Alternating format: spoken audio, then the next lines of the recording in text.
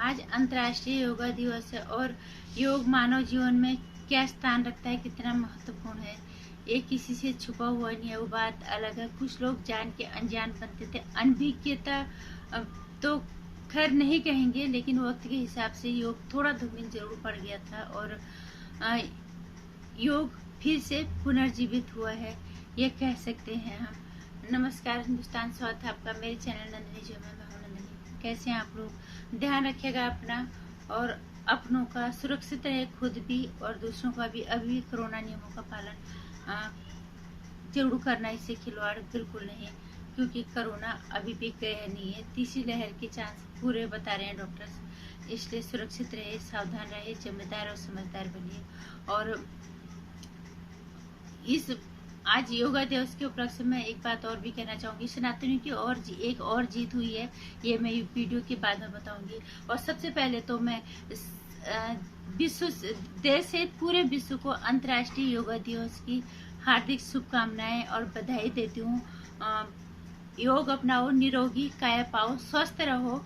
योग के माध्यम से खुद इसका प्रचार भी करो, खुद भी करो। और खासकर वो लोग जो बहुत ज्यादा बिजी व्यस्त जिंदगी जी रहे हैं, उनको इसके लिए समय निकालना ही चाहिए। और ये बहुत जरूरी है उन लोगों के लिए भी। योग सिर का हो या सनातन को हो, ये एक ही बात है। इस ऋषि मुनियों की धरती पे जहाँ योग से आधे से ज्यादा रोग खत्म किए जा सकते हैं, उसी योग का अस्तित्व खत्म हो रहा था। और निश्चित रूप से इसका श्रेय हम देना चाहेंगे बाबा रामदेव जी को, जिन्होंने योग को पुनर्जीवित करने में अपना पूरा योगदान दिया। ऐसा नहीं कि योग एकदम खत्म हो गया था, लेकिन हर जन के, हर बच्चे से जवान बूढ़े के नस नस में योग की लहर पहुंचाने वाले योग बाबा रामदेव जी ही है। हर इंसान को योगा के लिए प्रेरित करने वाले और बाबा रामदेव ही हैं। इसमें हम कहने में जरा सी भी हमें संकोच नहीं होगा कि इस योगा, हम ये तो नहीं कहेंगे योगा रामदेव बाबा जी ने बनाया है या आयुर्वेद बाबा रामदेव जी ने बनाया है, नहीं, लेकिन इसको पुनर्जीवित किया है बाबा रामदेव जी ने ही, क्योंकि इसका अस्तित्व खत्म होते जा रहा था। वो भी उस सनातनी धरती में जिसमें लोग सिर्फ संजीवनी, जिसमें सिर्फ आयुर्वेद और योगा ही एकमात्र स्वस्थ रहने का साधन था। और मैं ये कहना चाहूँ, स्वास्थ्य हमारे लिए कितना महत्वपूर्ण। हमारे पास अरबों की भी अगर दौलत हो जाएगी, हमारा स्वास्थ्य नहीं होगा तो उस दौलत हमारे क्या कोई मायने नहीं है, वो मिट्टी है। स्वास्थ्य सबसे बड़ा धन है, इसका ख्याल रखना आपकी जिम्मेदारी बनती है। और स्वस्थ रहने के लिए हमें योगा ही अपनाना पड़ेगा। योगा, ध्यान, ये सब चीजें जो हमारे पुरखों ने, हमारे ऋषि मुनियों की धरती ने, हमारे ऋषि मुनियों ने हमें बताया, हम उसे भूलते चले गए थे। और नतीजा क्या हुआ? हम बीमारियों की गिरफ्त में आते चले गए। और जैसे जैसे बीमारियों की गिरफ्त में आए, हम योगा को भूल गए, हम आयुर्वेद को भूल गए और हम सीधे एलोपैथी की शरण में आ गए। नतीजा ये हुआ कि बीमारियों ने हमें हर तरह से जकड़ लिया। जो छोटी मोटी बीमारी भी आयुर्वेद या योगा के माध्यम से खत्म हो सकती थी, हमने उसके लिए भी एलोपैथी को चुना, इनको छोड़ के। मैं खासकर उन लोगों से कहना चाहूंगी जो शहरी जीवन जी रहे हैं, बहुत ज्यादा व्यस्त उनकी जिंदगी है, उनको मैं कहना चाहूंगी कि वो कृपा करें, वो योग जरूर अपनाएं। क्योंकि जितना ज्यादा काम करोगे, जितना स्ट्रेस होता है, जितना तनाव भरी जिंदगी आजकल होगी, उसके लिए ध्यान, योग, ये हमारे ऋषि मुनियों ने हमें बताया। हम इसी धरती में इसे भूल गए। इस योगा को और इस आयुर्वेद को नई संजीवनी दी है बाबा रामदेव जी का। हम उनका आभारी हमें रहना चाहिए, हमें उन्हें इसके लिए बधाई देनी चाहिए और हमें उनका दिल से धन्यवाद करना चाहिए।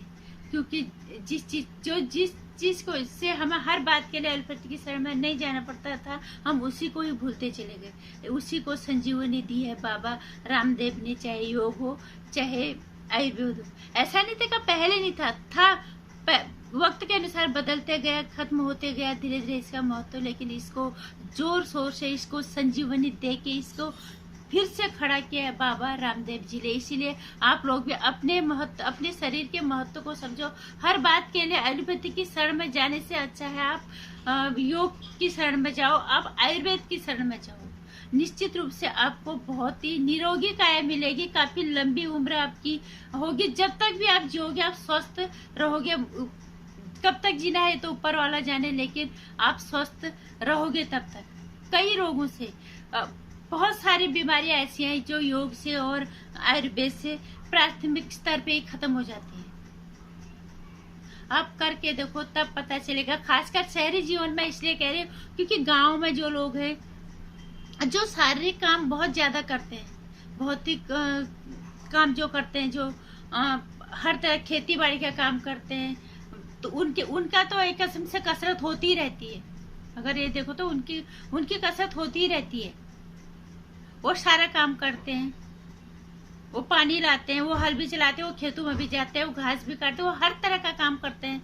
और छोटे मोटे घर में लोग अपने सारे काम करते हैं। लेकिन वो लोग जो बहुत ज्यादा व्यस्त जिंदगी जी रहे, जिनको ये लगता है कि नहीं हमें अपने लिए अब टाइम नहीं है, अपने लिए अगर समय नहीं होगा तो फिर शरीर रोगों का ढेर बन जाएगा और आपकी जीवन की जो यात्रा है बहुत जल्दी खत्म होने पे आ जाएगी। इसलिए इस सनातनी धरती पे योग को अपनाओ, आयुर्वेद को अपनाओ। निश्चित रूप से आपको इसका फायदा होगा। आप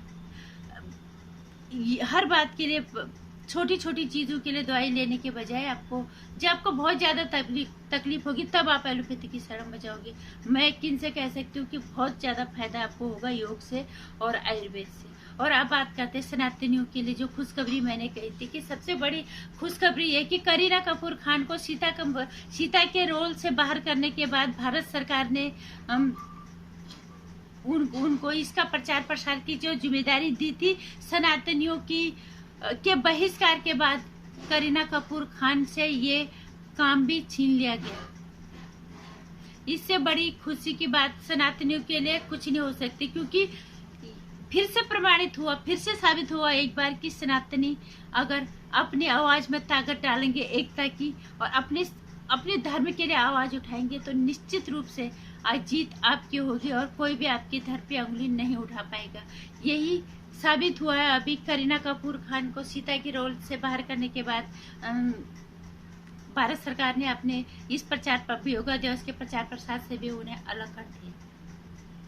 इसीलिए आवाज उठाते रहो अपने धर्म के लिए और किसी और धर्म की बुराई कभी मत करो। अपने धर्म पे अगर आती है तो निश्चित रूप से एकत्रित हो जाओ और योग अपनाओ, निरोगी काया पाओ। नमस्कार। मेरा योग वाला वीडियो अगर आपको पसंद आए तो लाइक कर देना, ज्यादा से ज्यादा शेयर करना, चैनल को सब्सक्राइब करना आने वाली वीडियोस की जानकारी के लिए। कहते हैं